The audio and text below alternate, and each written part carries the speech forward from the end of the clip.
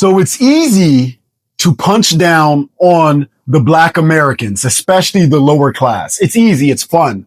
It's everybody's favorite pastime, right?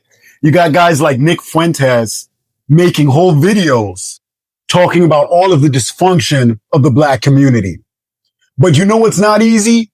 It's not easy to talk about why and who caused that dysfunction. You know, let's be honest. Let's put away our ego defenses and step into the world of empathy with me just for a second.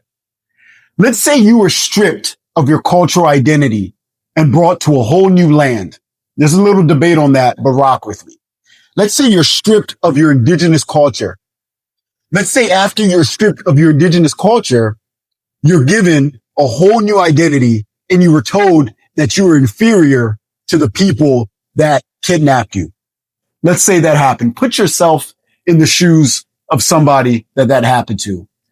After those people that stripped you of your cultural identity put you to work for hundreds of years and didn't pay you, let's say you start to recover. You slowly start to recover from that trauma.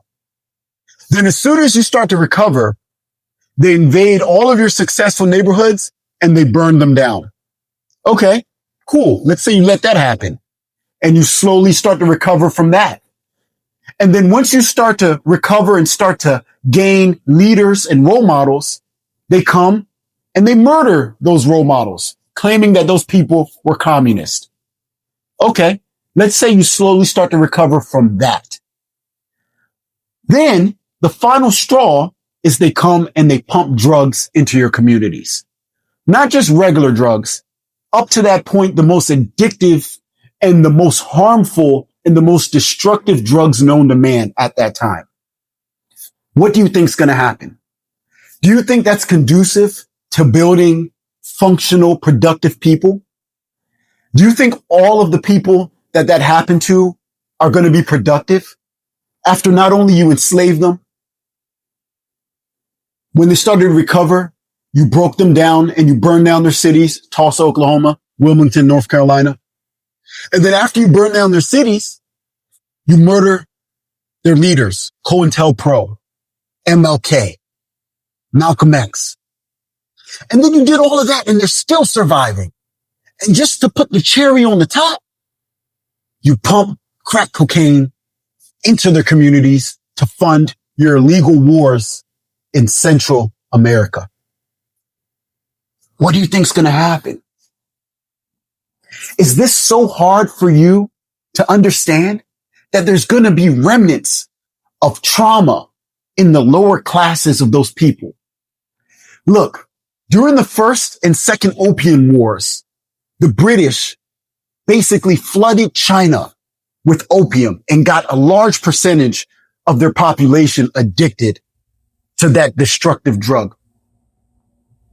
It took the Chinese decades and decades and 2 wars to finally recover and to thrive in spite of that. We had that happen to us in the 1990s. Barely 40 years, if that, not even. Right? And you have the audacity to applaud people like Nick Fuentes that are punching down on a people that have survived some of the worst atrocities you could survive. Nobody punches down on the Native Americans. Nobody looks at the state of some of their reservations and says, hey, look at the crime. Look at the obesity. Look at the alcoholism of your reservations. You guys suck. Nobody says that because we understand the trauma and the suffering that those indigenous people experienced. We understand that. But yet the same empathy is not extended to the Black American lower class. All they get is made fun of. All they get is denigrated. We understand that they have problems. Who wouldn't have problems? Look at the white community. They're having an opioid crisis now. Every culture is going to have issues. Why is it okay to make fun of the Black lower class? Look, In conclusion, I'm not saying that you shouldn't call out the black lower class. But when you do that, can you at least give the reasons that this is happening? You can't make fun of a people and then take away your role that you had to play in causing them to be dysfunctional. Just don't lie. Just don't lie. Just tell the truth. It's okay. Just say black people suck, but you know what? We caused that. When you look at black Americans in the 1960s, look at some of their pictures. Look at how they dressed. They were a very functional, peace-loving, and warm-hearted people. They were so warm-hearted and so peaceful that while you were spraying water hoses on them, they were still singing peace hymnals. Were they the crash outs then? How come we never bring that up? So what happened between the 1960s and the present day that caused a people that could still open their heart to you while you were lynching them and spraying them with water cannons? What happened? Did they just wake up one day and decide to be dysfunctional and violent? Did they just go from peace marches to armed robbery? They just woke up one day and they're like, yeah, we're going to do this. Is that what happened? Or is there more to the story? What do you think is more likely? Okay.